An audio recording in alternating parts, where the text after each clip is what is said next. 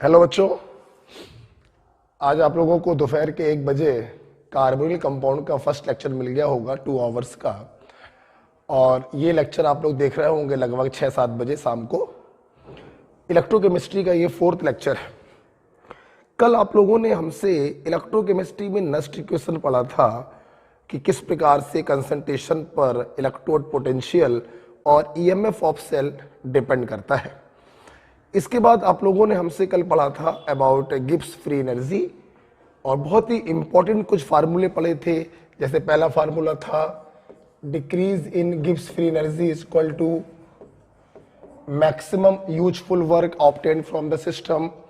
दूसरा फार्मूला आपने पढ़ा डेल्टा जी बराबर माइनस का एन एफ ई सेल, या अगर स्टैंडर्ड स्टेट पर ले लें तो डेल्टा जी बराबर माइनस का N F E naught cell. तीसरा फार्मूला आप लोगों ने पढ़ा था standard Gibbs free energy change और इक्विलिब्रियम कांस्टेंट में रिलेशन, राइट। तो ये 3 चीजें कल आप लोगों ने गिब्स फ्री एनर्जी में हमसे पढ़ी थी। अच्छा बच्चों, इसके बाद एक छोटा सा पॉइंट मुझे अब इसी में चौथा पॉइंट बना के लिख लीजिएगा। गिब्स फ्री एनर्जी वाले में 3 बातें बताई थी, इसी में बच्चों चौथा पॉइंट हम आपको बताना चाहते हैं। अगर आप चौथा पॉइंट बना लें कि फॉर स्पॉन्टेनिटी,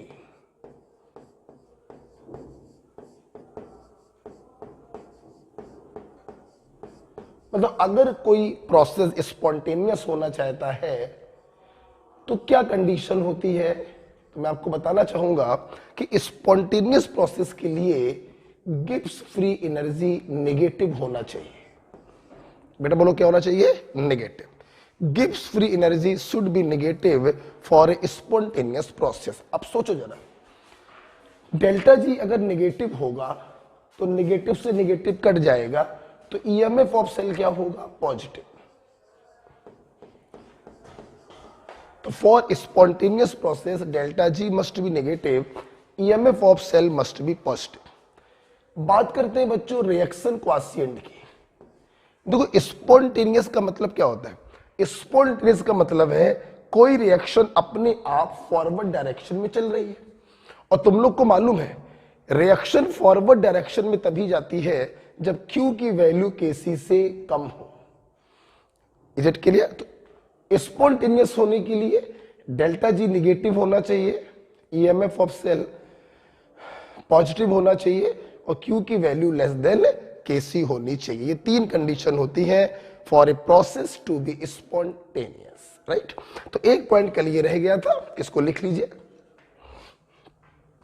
इसके बाद बेटा एक पॉइंट और कल रह गया था, इसका पार्ट नहीं, वो अलग चीज है और उसका नाम है बच्चों फ्यूल सेल। तो मैं इसको हटाना चाहूंगा। ओके, एक पॉइंट और रह गया था फ्यूल सेल के बारे में।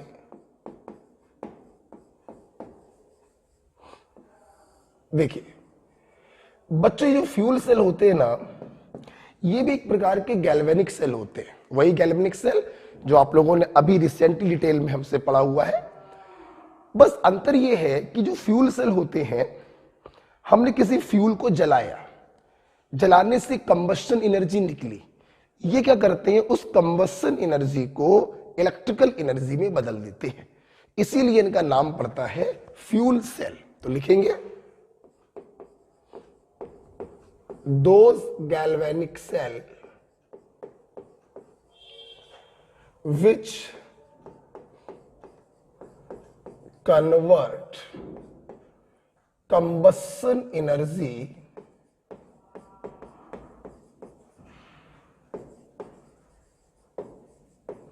ब्रैकेट में लिख सकते हैं produce due to combustion of fuel like hydrogen, like hydrazine, like hydrocarbon. तो those galvanic cell which convert combustion energy to electrical energy.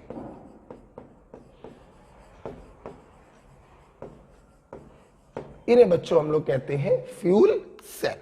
और फ्यूल सेल के बारे में एक बड़ा अच्छा पॉइंट है ईटा। ईटा डिनोट करता है बच्चों एफिशिएंसी ऑफ फ्यूल सेल को, और ये बराबर होता है delta G upon delta H. Delta G आपको मालूम है गिब्स फ्री एनर्जी चेंज, और डेल्टा एच भी आपको मालूम होता है एंथैल्पी चेंज। हाँ, ईटा के बारे में लिख लीजिए, इसे हम लोग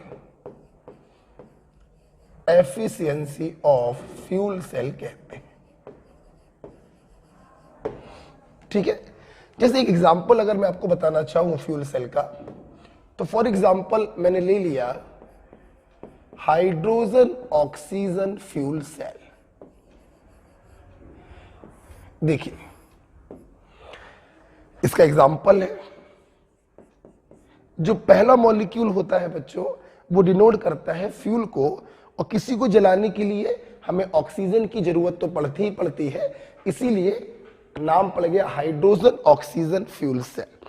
मैं सबसे पहले एनसीईआरटी का एक पॉइंट आपको बताना चाहूंगा कि हाइड्रोजन ऑक्सीजन फ्यूल सेल जो है it was used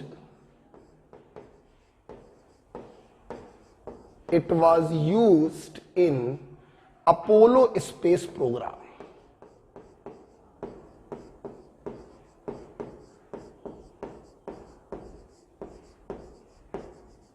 Apollo space program में हाइड्रोजन ऑक्सीजन फ्यूल सेल का यूज किया गया था। और बात करें इक्वेशन कैसे लिखोगे, तो कुछ नहीं, हाइड्रोजन वाले फ्यूल को जला दीजिए, जलाने पर वाटर बन गया, यहां पे खूब सारी एनर्जी निकलेगी, और उस एनर्जी को ये फ्यूल सेल क्या करेगा, इलेक्ट्रिकल एनर्जी में कन्वर्ट कर देगा। ठीक है, और बच्चों सबसे जरूरी बात आपको ये मालूम है, ये भी आप देखिए एक कंप्लीट रिएक्शन, ध्यान दीजिए सब लोग, ध्यान रखिए combustion reactions are always redox reaction. तो ये कोई आधी रिएक्शन नहीं है बच्चों, ये भी एक कंप्लीट रिएक्शन है। और इसके लिए भी आप चर्चा किस चीज की करोगे, इसके लिए आप चर्चा करोगे ईएमएफ ऑफ सेल की।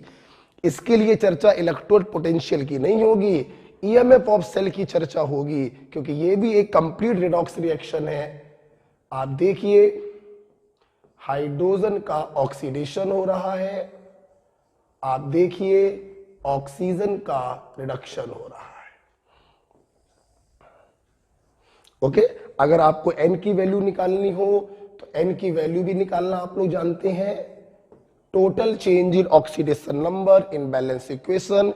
टोटल चेंज कैसे निकालते हैं, सिंपल चेंज निकाला, एक का आया multiplied by IC multiplied by OC, N की वैल्यू कितनी आ गई 2। बच्चों अगर आप इसके रेस्पेक्ट में निकालते तो भी आंसर 2 ही आता, 0 से -2, सिंपल चेंज हुआ 2 का, आईसी 2 है, ओसी 1/2 है, तो टोटल चेंज बच्चों 2 का ही आएगा।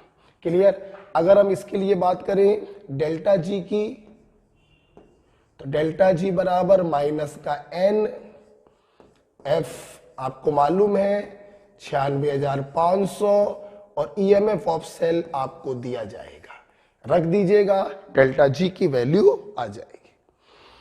तो this is about the fuel cell. एक छोटा सा पॉइंट आपका रह गया था, ये नीट में आ चुका है बच्चों, एफिशिएंसी ऑफ फ्यूल सेल। तो ये आपको बताया अपोलो स्पेस प्रोग्राम में यूज किया था।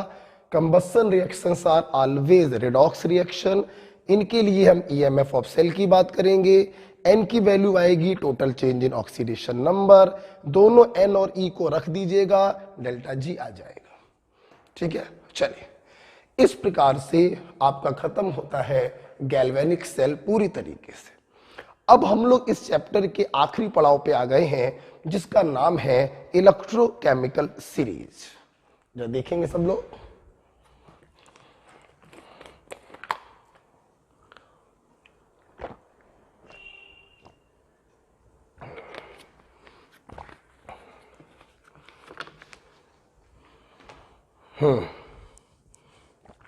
आइए बेटा चलते हैं लास्ट पॉइंट की तरफ। लिख लिया होगा, लास्ट पॉइंट है बेटा इलेक्ट्रोकेमिकल सीरीज, शॉर्ट में कहते हैं ईसीएस। क्या होता है ईसीएस, आइए सबसे पहले देखते हैं। It is It is formed by placing different metal. It is formed by placing different metal vertically in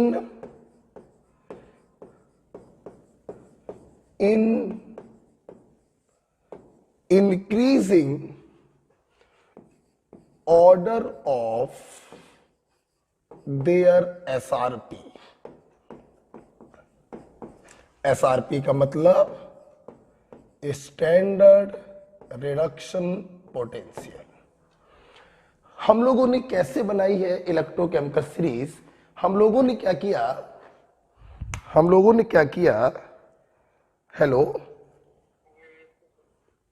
hello, बताओ बेटा। नहीं क्यों? अभी आज आपको कार्बोनिल कंपाउंड का लेक्चर मिला होगा, तो बस कल खत्म हो जाएगा कार्बोनिल कंपाउंड आपके ऑनलाइन में, तो इलेक्ट्रोकेमिस्ट्री और कार्बोनिल कंपाउंड पूरा आएगा। ठीक है, आई बेटा। तो कैसे बनाया है इलेक्ट्रोकेमिकल से? देखिए बेटा, हमने क्या किया, बहुत सारे मेटल्स के इलेक्ट्रोड बनाए। जैसे जिंक को लिया, Zn+2 में डाला, जिंक का इलेक्ट्रोड बन गया। कॉपर को लिया, कॉपर +2 में डाला, कॉपर का इलेक्ट्रोड बन गया। सिल्वर को लिया, Ag+ में डाला, सिल्वर का इलेक्ट्रोड बन गया। हाइड्रोजन को प्लेटिनम पे एब्जॉर्ब करवाया, H+ में डाला, हाइड्रोजन का इलेक्ट्रोड बन गया। हमने सभी इलेक्ट्रोड के रिडक्शन पोटेंशियल कैलकुलेट करे, SRP। तो हमने क्या देखा, जिस इलेक्ट्रोड का, जिस मेटल का SRP सबसे कम है, हमने उसको सबसे ऊपर रखा। जिसका SRP ज्यादा, नीचे, और ज्यादा और नीचे, और ज्यादा और नीचे। तो हमको एक सीरीज प्राप्त होती है और इस सीरीज को कहते हैं इलेक्ट्रोकेमिकल सीरीज। ओके, तो ये कैसे बनाई है? डिफरेंट मेटल्स को वर्टिकली प्लेस किया है in increasing order of their SRP। Okay, अब मेरी बात सुनना बच्चों, इस इलेक्ट्रोकेमिकल सीरीज में ये जो हाइड्रोजन होता है बेटा, हाइड्रोजन, ये हाइड्रोजन बच्चों बीच में होता है।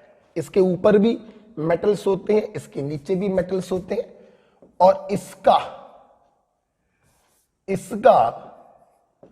जो स्टैंडर्ड रिडक्शन पोटेंशियल है, जिसे आप SRP कह रहे हैं, वो होता है 0 वोल्ट। ये आपको कल भी मैंने पढ़ाया था, क्योंकि स्टैंडर्ड हाइड्रोजन इलेक्ट्रोड के पोटेंशियल 0 वोल्ट होते, कल भी पढ़ाया था।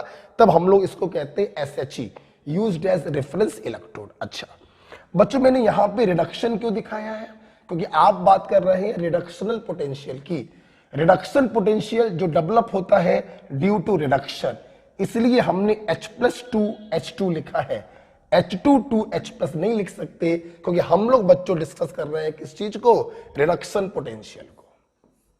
राइट, अच्छा सुनना, अब सोचो आपने ECS बढ़ते हुए रिडक्शन पोटेंशियल में बनाया है, ठीक? सोचो, तो जो मेटल इसके ऊपर होंगी उनका रिडक्शन पोटेंशियल हाइड्रोजन से कम होगा।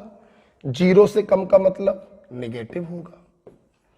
और जो मेटल इसके नीचे होंगी उसका रिडक्शन पोटेंशियल हाइड्रोजन से ज्यादा होगा। ज्यादा का मतलब क्या होगा? पॉजिटिव होगा। तो सबसे पहले आप बेसिक समझ लीजिए कि आप कभी भी किसी किताब में इलेक्ट्रोकेमिकल सीरीज को देखें, आप देखिएगा हाइड्रोजन के नीचे जो मेटल्स होती हैं उनका SRP पॉजिटिव होता है, क्योंकि 0 से ज्यादा होना चाहिए। और उसके ऊपर जो मेटल होती हैं उनका SRP नेगेटिव होता है, क्योंकि 0 से कम होना चाहिए। क्लियर बेटा? तो इस प्रकार से आपने बेसिक सीखा, इसको जरा लिख लीजिएगा। हाइड्रोजन बीच में होता है,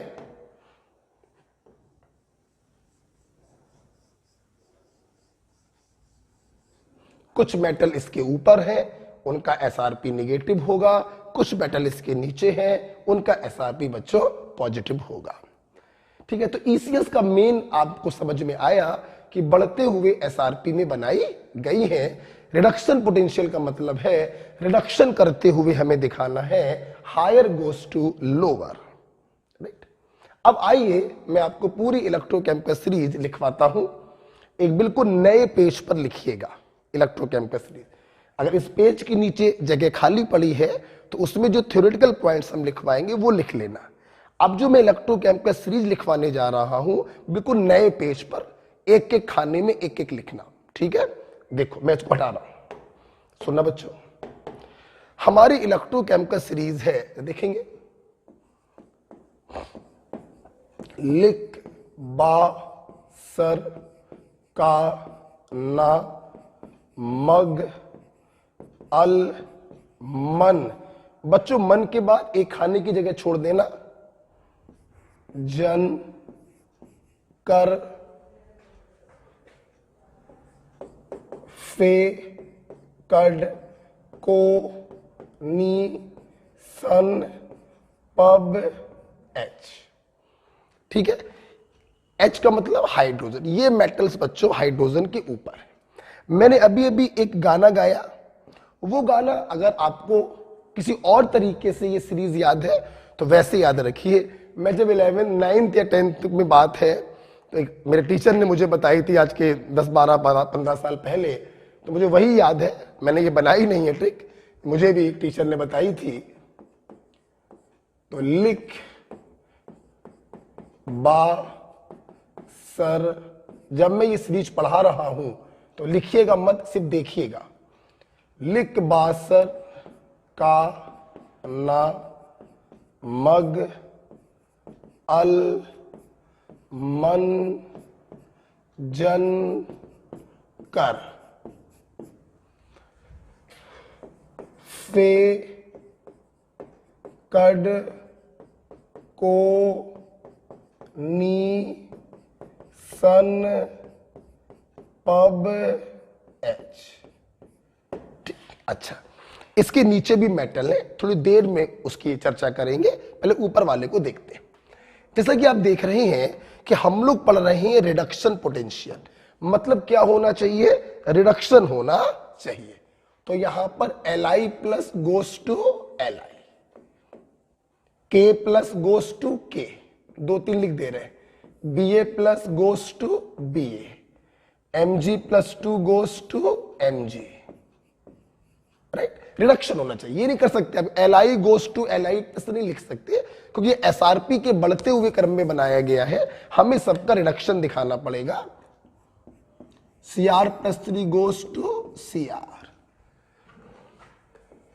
Fe plus 2 goes to Fe, CO plus 2 goes to CO, Ni plus 2 goes to Ni, Pb plus 2 goes to Pb, H plus goes to H2।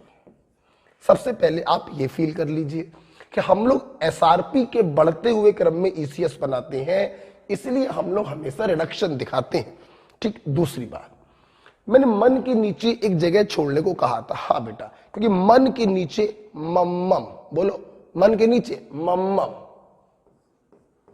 मतलब मन के नीचे मम्मम होता है।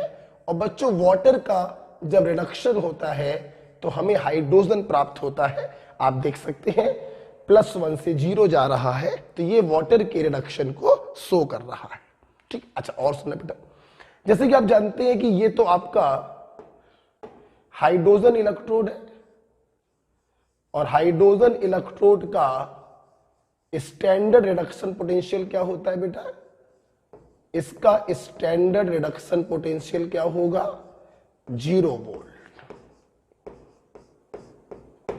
ठीक है। तो इसके ऊपर ही जितनी भी मेटल हैं सबका स्टैंडर्ड रिडक्शन पोटेंशियल बच्चों पॉजिटिव होगा, और जिसमें सबसे ऊपर जो है दैट इज लिथियम, इसका स्टैंडर्ड नेगेटिव होगा, तो इसका स्टैंडर्ड रिडक्शन पोटेंशियल जो होगा वो सबसे कम होगा, क्योंकि SRP के बढ़ते हुए क्रम में बनाया है, और सबसे कम का मतलब बेटा होगा मोस्ट नेगेटिव, ठीक है। तो हाइड्रोजन के ऊपर जितनी भी मेटल्स होंगी सबका रिडक्शन पोटेंशियल नेगेटिव होगा, हाइड्रोजन से कम होगा। जो सबसे ऊपर है लिथियम, इसका रिडक्शन पोटेंशियल सबसे कम होगा, मतलब मोस्ट नेगेटिव होगा। इतना पढ़ लिया। अब बच्चों हम लोग जा रहे हैं हाइड्रोजन के नीचे। देखिए मेरे पास हाइड्रोजन के नीचे जो मेटल्स है उनका भी एक ट्रिक था, लेकिन बेटा 2013 से जब से नीट हुआ है तो आप देखिए कोई भी क्वेश्चन लगाकर देखिए, जब भी क्वेश्चन आता है इलेक्ट्रोकेमिकल सीरीज पर तो एसआरपी की वैल्यू आपको दे दी जाती है। इसलिए नीचे वाली मेटल्स को याद करने की कोई खास जरूरत नहीं है, मैं कुछ 5-6 बता रहा हूं, बस उनको ध्यान रखिएगा। ठीक है, जैसे देखो, जैसे इसके नीचे बच्चों कॉपर है, सिल्वर है, मरकरी है और हैलोजन्स है। बस copper, silver, mercury, halogen. Gold भी नीचे होता है, कॉपर, सिल्वर, मरकरी, उसके नीचे बच्चों हैलोजन है, जगह नहीं है, मैं यहां पे लिख रहा हूं। हैलोजन कौन कौन से होंगे, देखो बेटा, फ्लोरीन है, क्लोरीन है, ब्रोमीन है, और आयोडीन जो होता है कुछ ज्यादा ही ऊपर आ जाता है, कॉपर और सिल्वर के बीच में आ जाता है। मैं फिर से कह रहा हूं, क्योंकि मैं लिखवा रहा हूं तो मेरा कर्तव्य है सही सीक्वेंस लिखवाना, ठीक, आपको कोई खास याद करने की आवश्यकता नहीं है। अच्छा, तो कॉपर, सिल्वर, गोल्ड और 4 हैलोजन। एक चीज और ध्यान रखिएगा, वो ध्यान रखिएगा, ऑक्सीजन। ऑक्सीजन जो होता है वो फ्लोरीन और क्लोरीन के ऊपर होता है। इसको हाँ मैं जरूर कहूंगा कि इसको आप याद रखिएगा। अच्छा, चूंकि आपने एसआरपी के बढ़ते हुए क्रम में बनाया तो फिर बात वही है कि हमें दिखाना क्या होगा, हमें बच्चों रिडक्शन दिखाना होगा। क्या दिखाना होगा, रिडक्शन दिखाना होगा।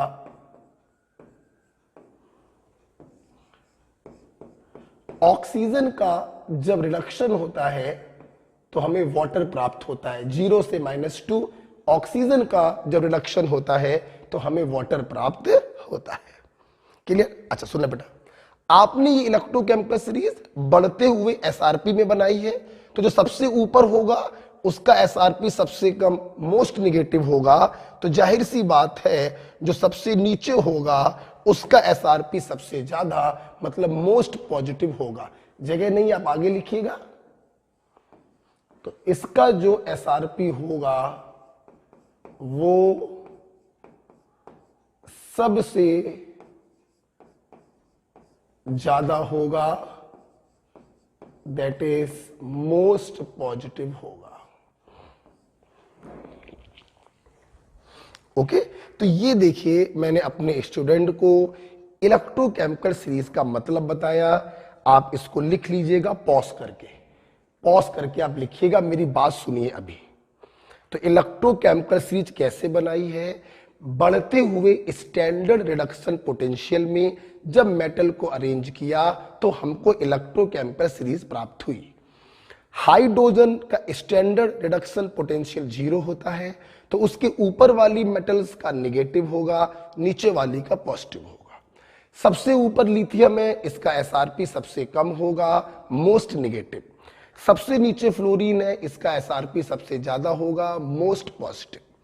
ऑक्सीजन का जब रिडक्शन होता है तो वाटर प्राप्त होता है और ऑक्सीजन की पोजीशन फ्लोरीन क्लोरीन के ऊपर होती है। क्लियर? चलिए आइए अब इस इलेक्ट्रोकेमिकल सीरीज ये आपने जो पढ़ा है इसके हम लोग एप्लीकेशन देखेंगे। क्या देखेंगे? एप्लीकेशन। आप एक चीज और नोट कर लीजिए, ठीक है, इतना बहुत है। गोल्ड भी बच्चों नीचे ही होता है, लगभग यहां पर पोजीशन होती है गोल्ड की। हाँ, एक बात और बता दें, याद आ गई, कुछ ऐसे मेटल्स होते हैं जो हाइड्रोजन के ऊपर भी होते हैं और नीचे भी होते हैं। जैसे आयरन ऊपर भी होता है नीचे भी होता है, लेकिन आप परेशान मत होइए, उनके ऑक्सीडेशन स्टेट में डिफरेंस होता है। हमने आपको एक ही लिखवाया, आप उसी को ध्यान रखिएगा, ठीक है। तो लिक बासर काना मग अल मन, मन के बाद मम्मम, जन कर फे कड कोनी सन पव एच। कॉपर सिल्वर मरकरी, 4 हेलोजन और 1 ऑक्सीजन। बस इतना मटेरियल है। इसके नीचे सीक्वेंस याद करने की कोई जरूरत नहीं है। हाँ, ऑक्सीजन का ध्यान रखिएगा, फ्लोरीन क्लोरीन के ऊपर होता है। राइट। अच्छा, अब मैं इसको हटाना चाहूंगा।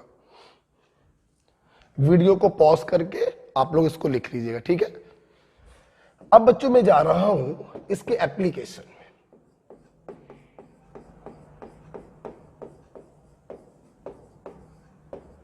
देखिए, एप्लीकेशन नंबर 1 डायरेक्ट बच्चों रिजल्ट है। ये रिजल्ट आपको डायरेक्ट दिमाग में होने चाहिए। रिजल्ट नंबर 1, रिजल्ट नंबर 1, नीचे वाले पावरफुल ऑक्सीडाइजिंग एजेंट और ऊपर वाले पावरफुल रेड्यूसिंग एजेंट होते हैं। पहला रिजल्ट, ईसीएस में जो जितना नीचे है उसकी ऑक्सीडाइजिंग पावर उतनी ज्यादा होती है, वो दूसरों को उतनी आसानी से ऑक्सीडाइज कर देता है। और जो जितना ऊपर होता है उसकी रेड्यूसिंग पावर उतनी ज्यादा होती है, वो दूसरों को उतनी आसानी से रेड्यूस कर देता है। For example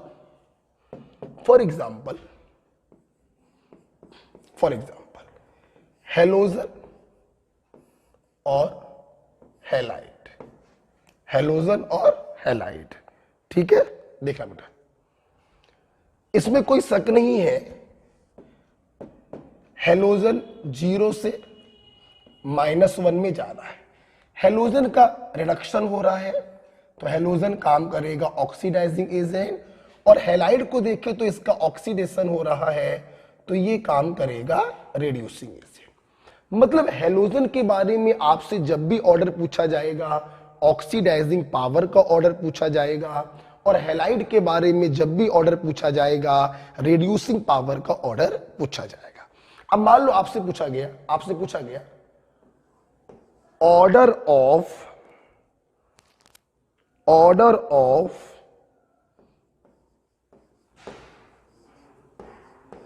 oxidising power of halogen, ये पूछा गया। देखा बेटा, नीचे वाले पावरफुल ऑक्सीडाइजिंग एजेंट होते हैं। सबसे नीचे कौन सा हेलोजन है? फ्लोरीन। तो सबसे पावरफुल ऑक्सीडाइजिंग कौन होगा? फ्लोरीन। जैसे जैसे ऊपर जाओगे ऑक्सीडाइजिंग पावर कम होती जाएगी। तो आंसर बच्चों क्या आ गया कि हेलोजनों में फ्लोरीन की ऑक्सीडाइजिंग पावर सबसे ज्यादा होगी और आयोडीन की ऑक्सीडाइजिंग पावर सबसे कम होगी। तो देखो, कितना भी समझा लिया जाए बच्चों, ये रिजल्ट फाइनली बच्चों के दिमाग में होने चाहिए। तो ऑर्डर ऑफ ऑक्सीडाइजिंग पावर पूछा गया, ऑफ कोर्स हेलोजन के लिए ही पूछा जाएगा, क्योंकि हेलोजन का रिडक्शन हो रहा है, वो ओए की तरह काम करेगा। सबसे पावरफुल ओए कौन होगा? जो सबसे नीचे होगा, दैट इज फ्लोरीन। अब मान लो इसी में क्वेश्चन बच्चों आ जाता है, ऑर्डर ऑफ रेड्यूसिंग पावर। बच्चों, रेड्यूसिंग पावर किसके लिए पूछी जाएगी? हैलाइड के लिए, जिसका ऑक्सीडेशन होता है वही तो रेड्यूसिंग एजेंट होता है। नीचे वाले पावरफुल ऑक्सीडाइजिंग, तो ऊपर वाले पावरफुल रेड्यूसिंग। ऊपर कौन है? आयोडाइड। तो पावरफुल रेड्यूसिंग कौन होगा? आयोडाइड। उससे हल्का ब्रोमाइड, उससे हल्का क्लोराइड, और सबसे कमजोर रेड्यूसिंग एजेंट कौन होगा? फ्लोराइड। तो पहला पॉइंट आपने पढ़ा, नीचे वाले पावरफुल ऑक्सीडाइजिंग और ऊपर वाले पावरफुल रेड्यूसिंग होते हैं। ये आपका एक ऑर्डर आया। इसी में अगर मैं आपसे एक ओवरऑल ऑर्डर की बात करूं कि बताइए पूरी इलेक्ट्रोकेमिकल सीरीज में मोस्ट पावरफुल ऑक्सीडाइजिंग एजेंट कौन होगा? और मोस्ट पावरफुल रेड्यूसिंग एजेंट कौन होगा? तो बहुत ही सिंपल सी बात है, पावरफुल ऑक्सीडाइजिंग कौन होते हैं? नीचे वाले। नीचे कौन है बेटा? फ्लोरीन। तो मोस्ट पावरफुल ऑक्सीडाइजिंग एजेंट होगा fluorine. Most powerful reducing agent कौन होगा? जो सबसे ऊपर होगा। ऊपर वाले पावरफुल रिड्यूसिंग होते हैं। सबसे ऊपर बेटा कौन है? लिथियम। यस। तो हमारी केमिस्ट्री में सबसे पावरफुल ऑक्सीडाइजिंग होता है फ्लोरीन और सबसे पावरफुल रिड्यूसिंग एजेंट होता है लिथियम। तो ध्यान रखिए, नीचे वाले पावरफुल ऑक्सीडाइजिंग होते हैं और ऊपर वाले पावरफुल रिड्यूसिंग एजेंट होते हैं। नीचे वाले का मतलब क्या होता है? जिनका स्टैंडर्ड रिडक्शन पोटेंशियल ज्यादा होगा, और ऊपर वाले का मतलब क्या होता है? जिनका स्टैंडर्ड रिडक्शन पोटेंशियल कम होगा। राइट बेटा? चलिए आप इसको लिख लीजिएगा। आइए इसके ऊपर एक अगला सवाल हम लोग करते हैं। ठीक है, एक अगला क्वेश्चन हम लोग करने जा रहे हैं। लिख लिया हुआ? इसी के ऊपर एक तीसरा क्वेश्चन बेटा करेंगे। हमने एक तीसरा एग्जांपल मान लो या क्वेश्चन मान लो दिया। ए दिया, यूजिंग इंफॉर्मेशन,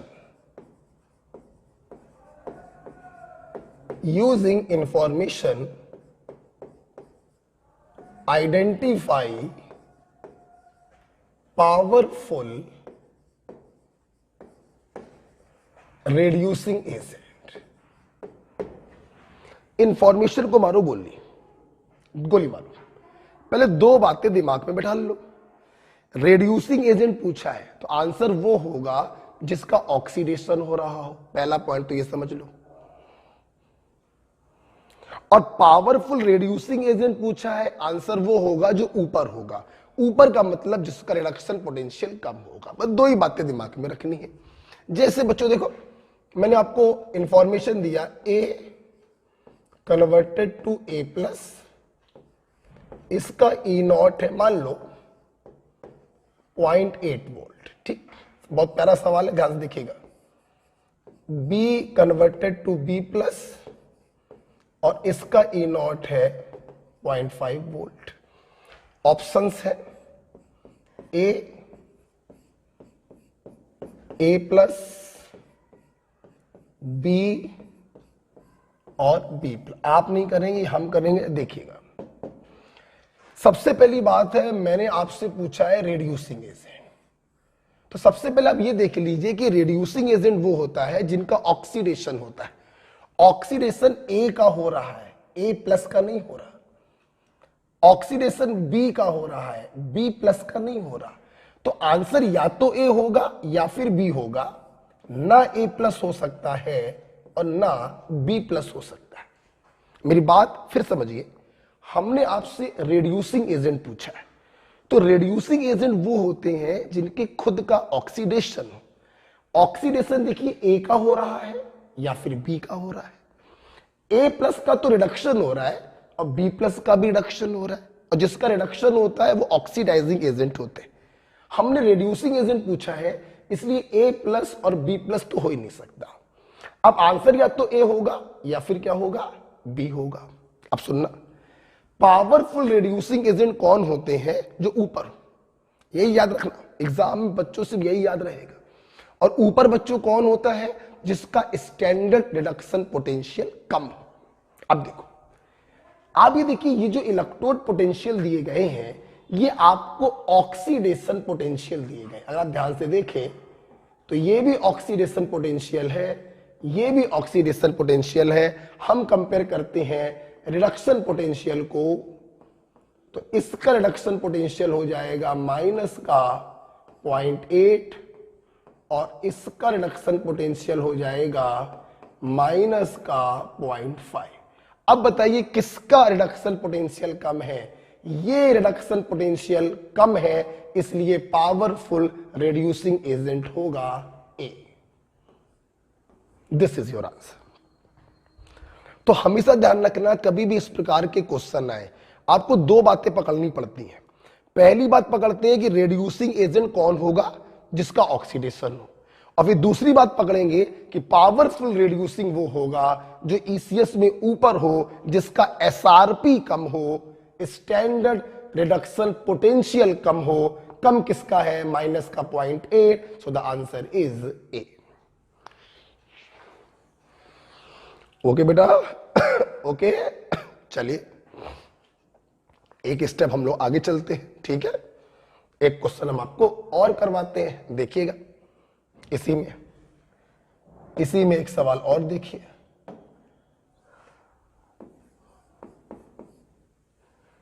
इसी में एक सवाल और देखो।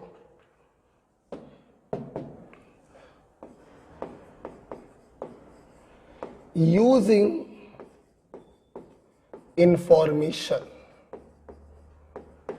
select powerful oxidizing agent। Information है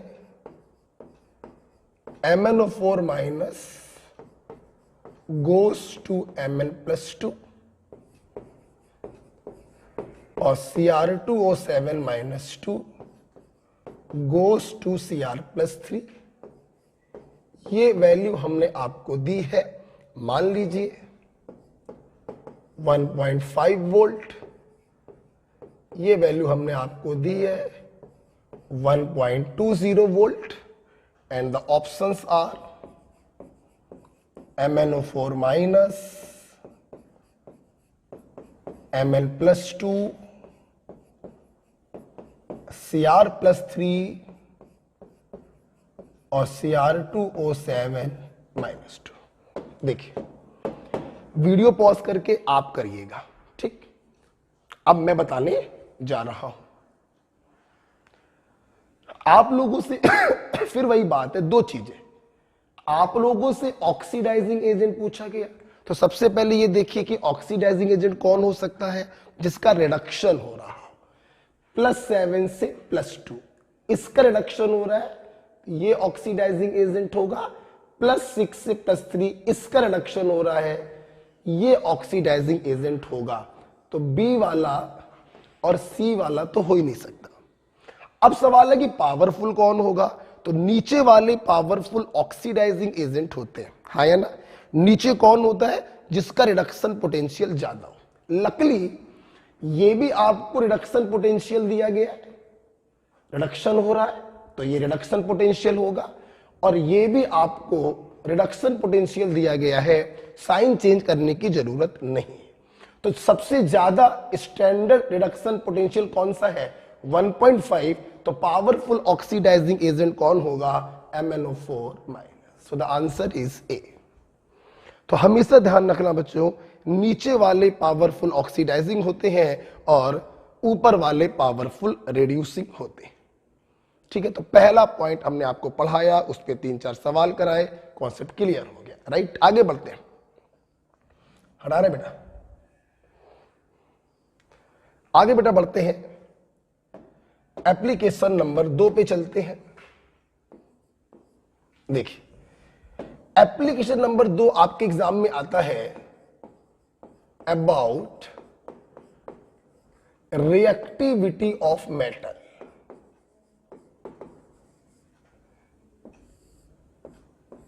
रिएक्टिविटी ऑफ मेटल, हमेशा ध्यान रखना, ऊपर वाली मेटल ज्यादा रिएक्टिव होती है।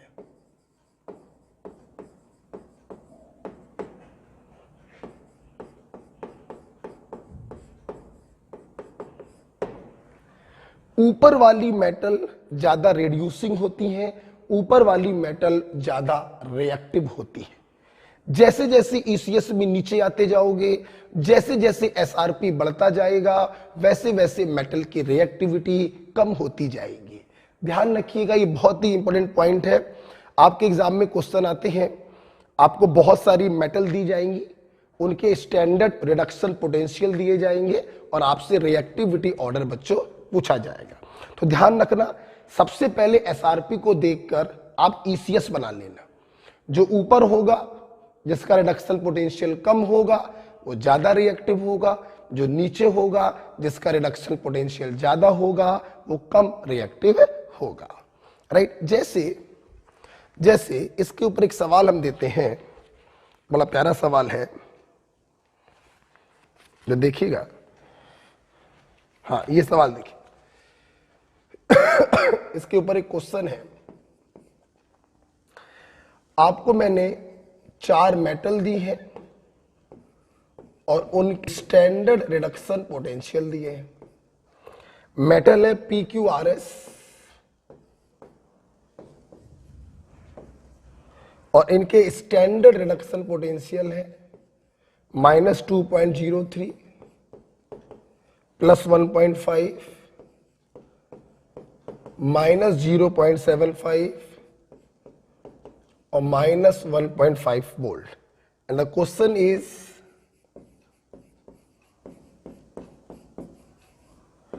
Reactivity order of metal is. बहुत पॉपुलर क्वेश्चन है, कुछ मत करिए, 2 कॉली का सवाल है हमारे स्टूडेंट के लिए। आप चुपचाप इनका एसआरपी देखकर ईसीएस बना लो। सबसे कम एसआरपी किसका है? पी का। जिसका एसआरपी सबसे कम उसकी पोजीशन सबसे ऊपर। उससे ज्यादा किसका है? एस का। उससे ज्यादा किसका है? आर का। उससे ज्यादा किसका है? क्यू का। ये देखिए, आपने एसआरपी बना लिया तो सबसे ज्यादा रिएक्टिव कौन होगा? पी। उससे कम एस, उससे कम आर और उससे कम Q.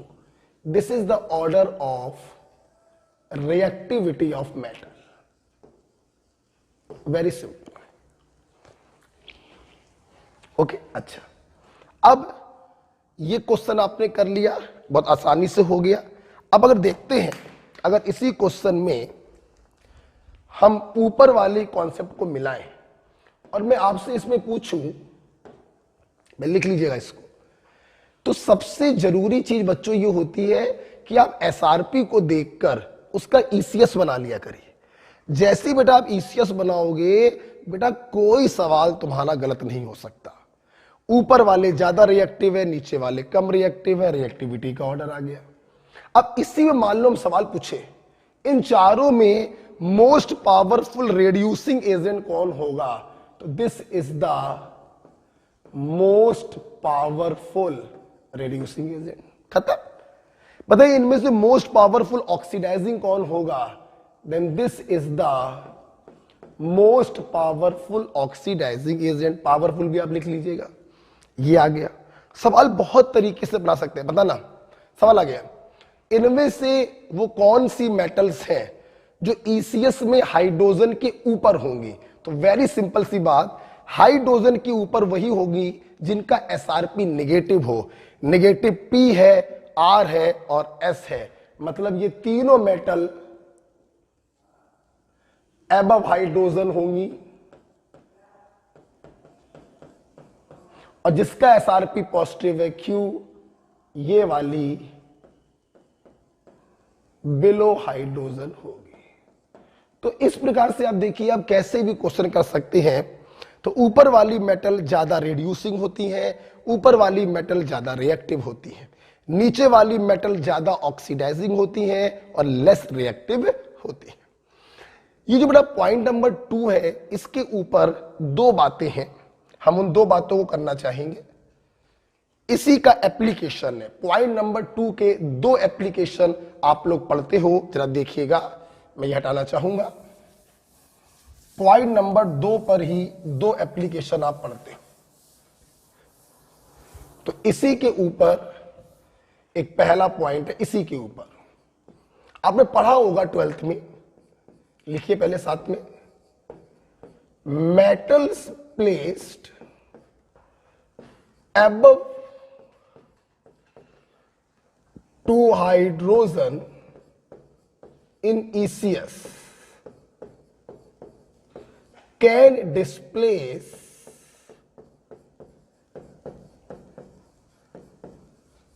metal placed sorry, metal placed above, just a minute, metal placed above in ECS can displace metal placed below in ECS from their salt solution. सुनना बच्चों, ऊपर वाली मेटल ज्यादा रिएक्टिव होती है, तो जो चीज ज्यादा रिएक्टिव है वो लेस रिएक्टिव मेटल को उसके सॉल्ट से डिस्प्लेस कर देती है। आपने ये चीज 12th में भी पढ़ी होगी कि ऊपर वाली मेटल नीचे वाली मेटल को डिस्प्लेस कर देती है। एग्जाम्पल के तौर पर मान लो जिंक को मैं कॉपर सल्फेट में डालूं, तो जिंक की पोजीशन कॉपर से ऊपर है, तो जिंक क्या करेगा, कॉपर को उसके सॉल्ट से डिस्प्लेस कर देगा और खुद अपना सॉल्ट बना लेगा। तो ये जो रिएक्शन बच्चों होगी, ये रिएक्शन स्पॉन्टेनियस होगी। ऊपर वाले मेटल नीचे वाले मेटल को डिस्प्लेस कर सकते हैं।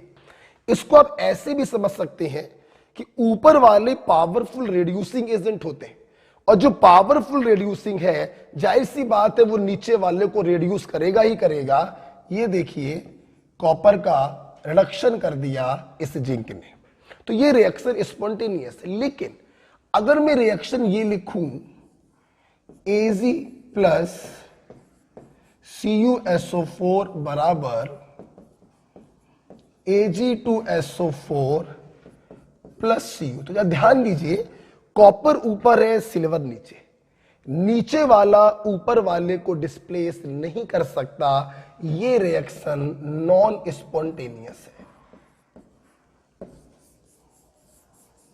ये रिएक्शन बच्चों नॉन स्पॉन्टेनियस है।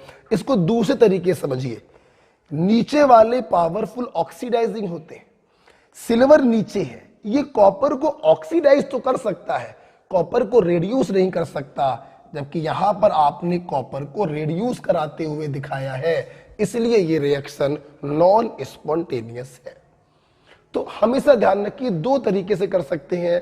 तरीका नंबर 1 पॉइंट नंबर 2 से कर लीजिए कि ऊपर वाले मेटल ज्यादा रिएक्टिव होते हैं तो नीचे वाले मेटल को उनके सॉल्ट से लात मार देते हैं, सॉल्ट से डिस्प्लेस कर देते हैं, ऐसे समझ लो।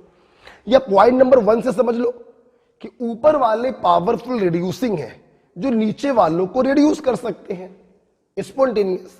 नीचे वाले पावरफुल ऑक्सीडाइजिंग है, वो ऊपर वालों को ऑक्सीडाइज कर सकते हैं, रेड्यूस नहीं कर सकते, तो ये नॉन स्पॉन्टेनियस है।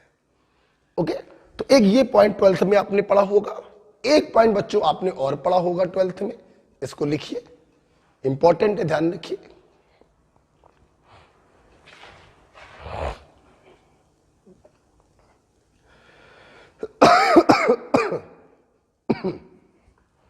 एक पॉइंट बेटा और है,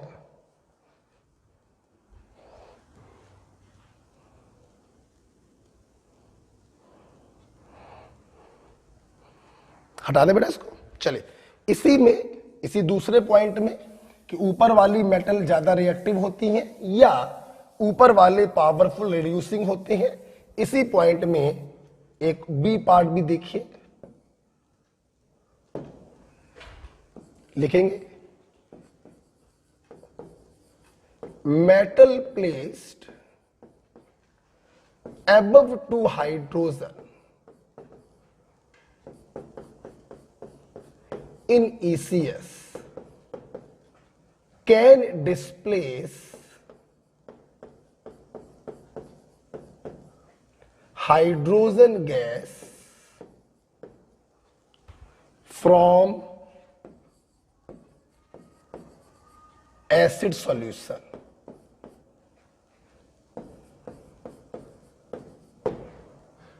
आपने सुना होगा बच्चों, जो मेटल ECS में हाइड्रोजन के ऊपर होती हैं वो एसिड से रिएक्शन करके हाइड्रोजन गैस को डिस्प्लेस करती है। बिल्कुल यार, ऊपर वाले ज्यादा रिएक्टिव है, नीचे वाले को डिस्प्लेस करेंगे।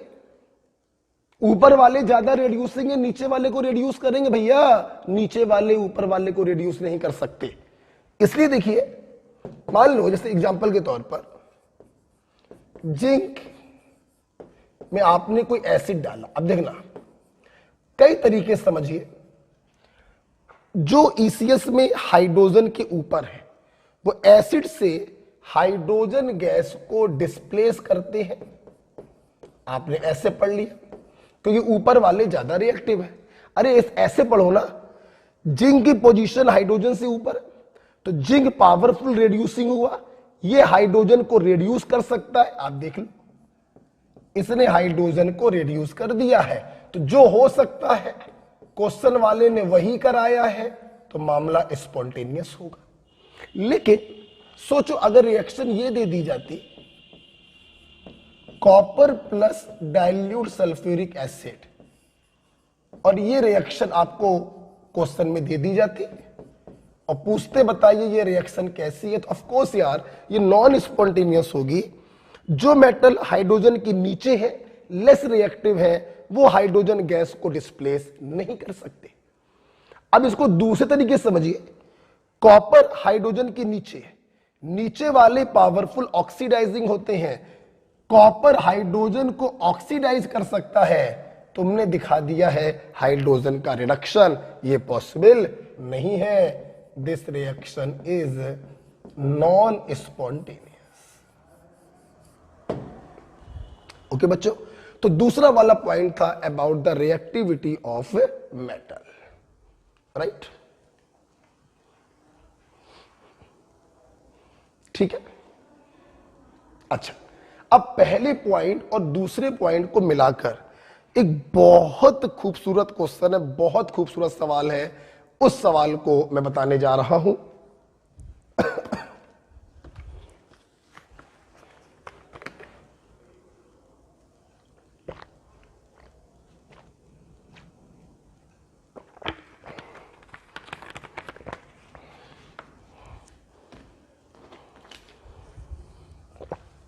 ओके, मैं इसको हटा रहा हूं। और बेटा मतलब इलेक्ट्रोकेमिकल सीरीज पर एक बहुत अच्छा क्वेश्चन है, इसको लगा डाला तो लाइव जिंगा लाला। ठीक, हटाते हैं इसको। एक क्वेश्चन जरा देखिए, बहुत प्यारा सवाल है। पहले एप्लीकेशन और दूसरे एप्लीकेशन को मिलाते हुए एक क्वेश्चन है, लिखेंगे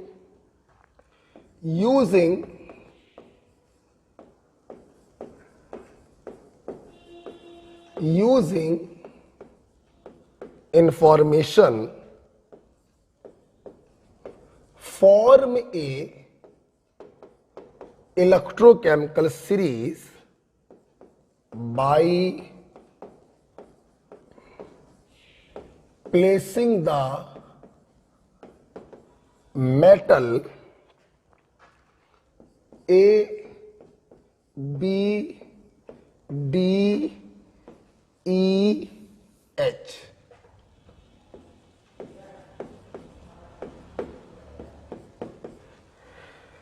मैं आपको बच्चों कुछ इंफॉर्मेशन दूंगा, ठीक है।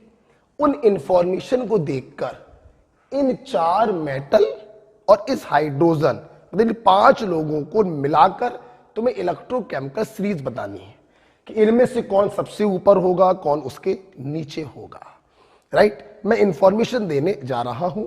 आइए, इंफॉर्मेशन है A+HCl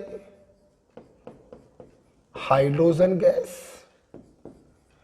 B+HCl hydrogen gas, D+HCl no reaction, D+ECl बराबर E और B+ACl बराबर E। बहुत प्यारा सवाल है। वीडियो पॉज नहीं करेंगे, मैं आपको 30 सेकंड दे रहा हूं, आप मेरे सामने करिए। ईसीएस बनानी है, बनाकर दिखाइए।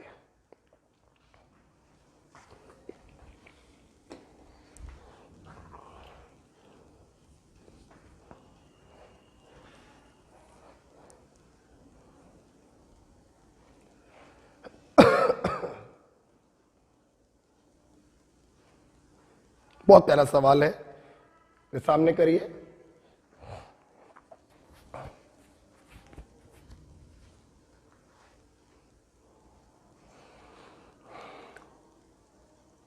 किया? आइए मैं करता हूं। कुछ नहीं किया, सबसे पहले तो क्या करिए, हाइड्रोजन को आप लिख दीजिए, ये लीजिए भाई। अब कुछ इसके ऊपर होंगे, कुछ इसके नीचे होंगे। देखना, ए ने एसिड से हाइड्रोजन को डिस्प्लेस किया। एसिड से हाइड्रोजन का डिस्प्लेसमेंट ऊपर वाली मेटल्स करती हैं, इसलिए ए जो होगा इसकी पोजीशन हाइड्रोजन के ऊपर होगी।